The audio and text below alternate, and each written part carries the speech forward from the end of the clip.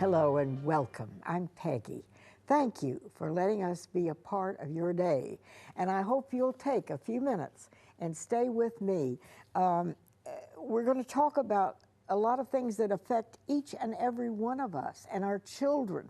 And Jack Logan is here, and God bless him. He founded something called Put Down the Guns Now, Young People.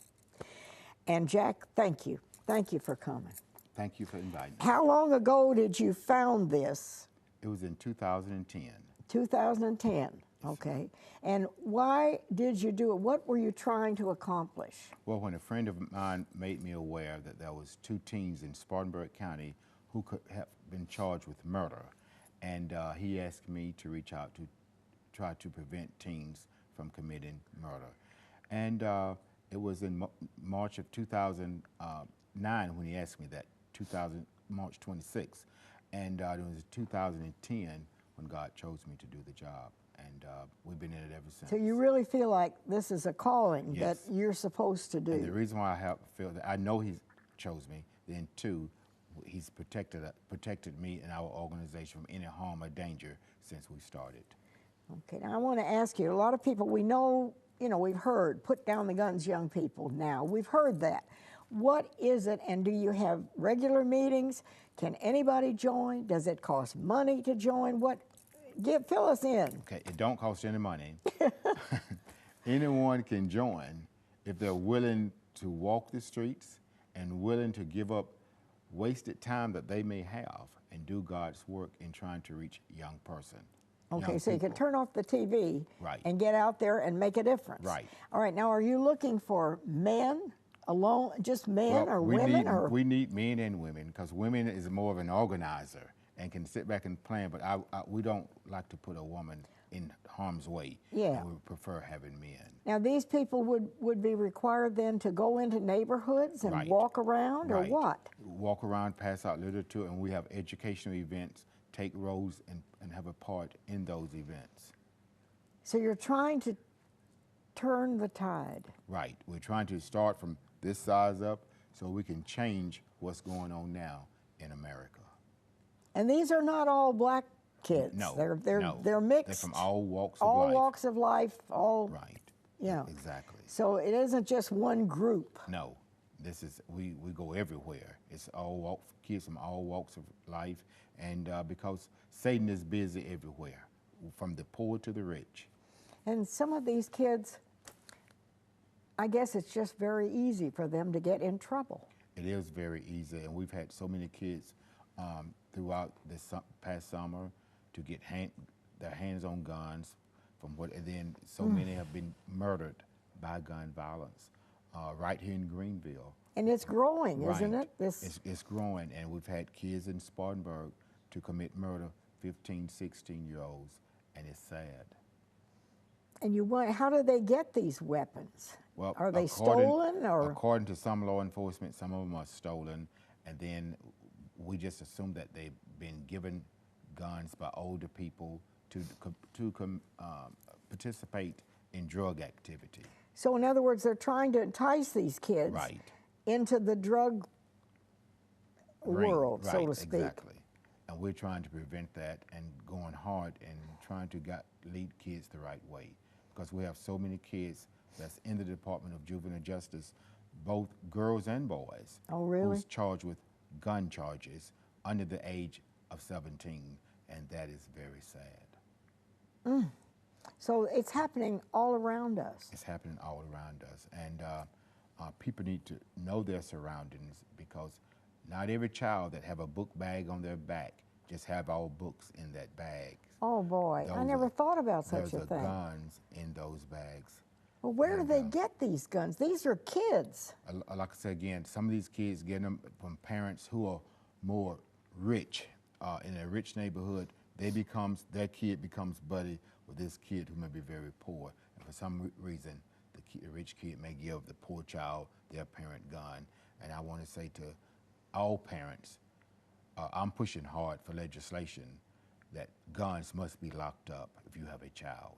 That will prevent some of this going on, because right now when a child shoot another child, most of the time just accidental deaths, and it shouldn't be. That parent of that child where that gun belonged to should pay the consequences in a court of law.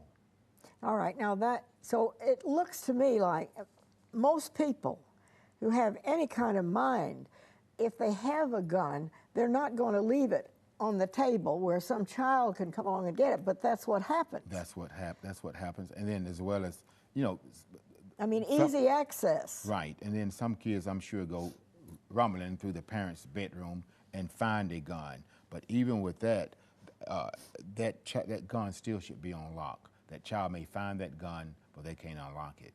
And because a kid just don't go pick up a gun today, so I'm gonna take it to school. There have got to be some discussion between kids, and that my dad have a gun and my mom have a gun. They decide to get it, and that's what's going on. But again, I'm pushing hard for legislation to charge these parents when these kids are touching guns or carrying them to school. Because I don't want to see a kid life ruined because of being devastated by shooting another child. And that's exactly what happened. And that parent just be that parent. No, that parent should be held accountable for that child's action. And there is a law in place for that already. All right, now tell us what the law says and what you're trying to accomplish. Okay. The law states right now that a parent in the state of South Carolina can be charged for their child's action, but there's no law in place saying that a gun must be on lock. And that's the law I'm pushing. When there's a child in the home or in a car, that gun should be on lock. Because we've had too many kids accidental, not just in a car, you know, going under the car seat or going in the glove department and taking that gun or the trunk and pulling, you know, that trigger, and kids are being shot there. So there is no law on the books right, now say that gun have that to says if you have a gun, it has to be locked. No, there's no law.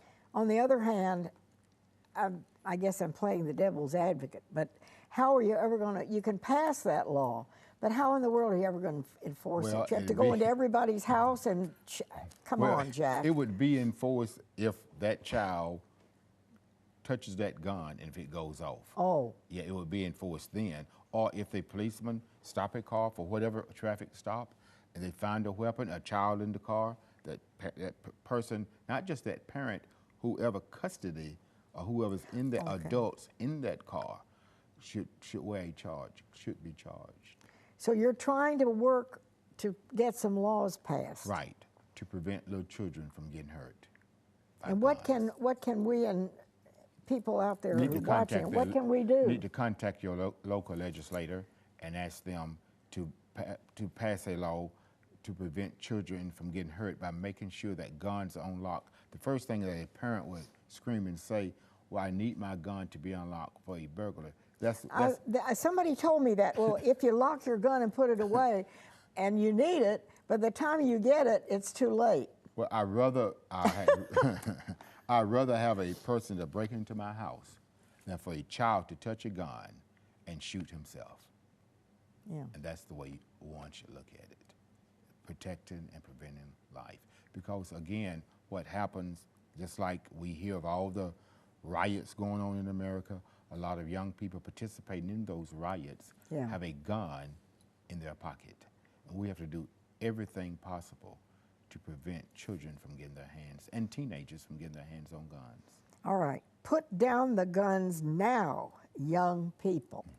That's and you founded this. Now what do you need? I mean, do you need people do you join this organization?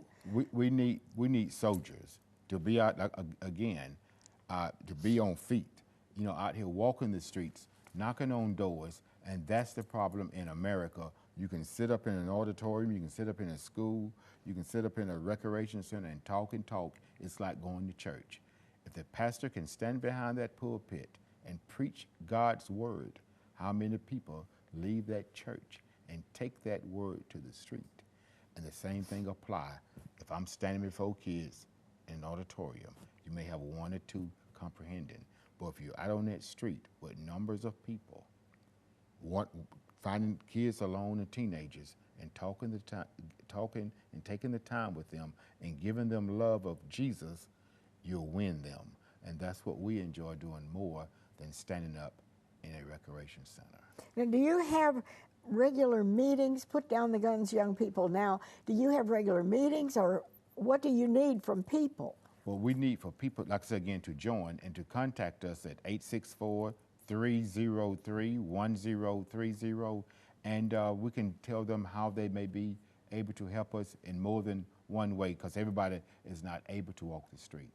No. Whether it's a telephone call, like a campaign, if you can make calls for political candidates, you can make calls to residents and talk to those parents about the safety of guns. So you're not telling people, I mean, our Constitution gives us the right to own arms and to defend ourselves. Right. Our founding fathers wanted to be sure that we had that, and it's a good thing. Right. But it's kind of gotten out of hand. Right. We believe in the Second Amendment. I was just at County Square where they had a public hearing on guns here in the state of South Carolina. I was telling a lot of conservative people that and I did speak, we want to see stiffer consequences for people who take a gun and use it with malice.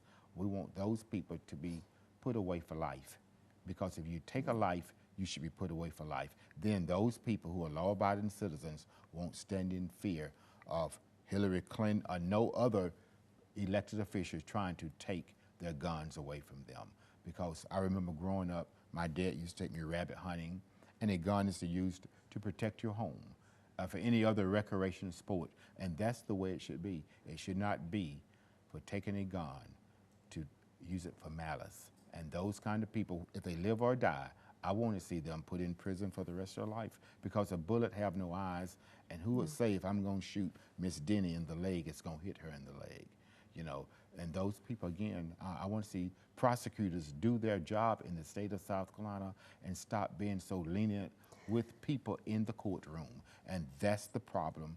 That's one of the biggest problems in America. Back up a minute now. That's important, what you're saying. What happens in the courtroom? What happens in the courtroom is very important. People go to court charged with murder from and then these prosecutors with these defense attorneys work it down to manslaughter and involuntary manslaughter. They will say, well, Jack, it's a weak case. You lose the case when you're letting the person go to prison for 10 to 15 years for taking a life, and then here's that mother or that wife or that husband seeing that person who took their loved one's life walking around at the mall, walking around at Walmart, and it shouldn't be. And we've got to, I want to touch on something quickly. This violence in America with protest, I want to send a message to people.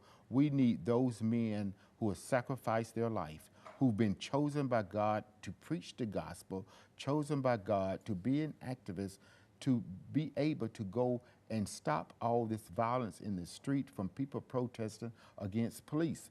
If police shoot someone, they have a supervisor, and we have a court of law who will try that officer in a court of law. We don't need people out here busting out windows. That solves nothing. That's just plain the act It only of Satan. escalates the violence and the problem. That's right. Yeah, we're going to go to a break, and we'll be back. And we do have a phone number for you, and we need to get involved. We'll be right back.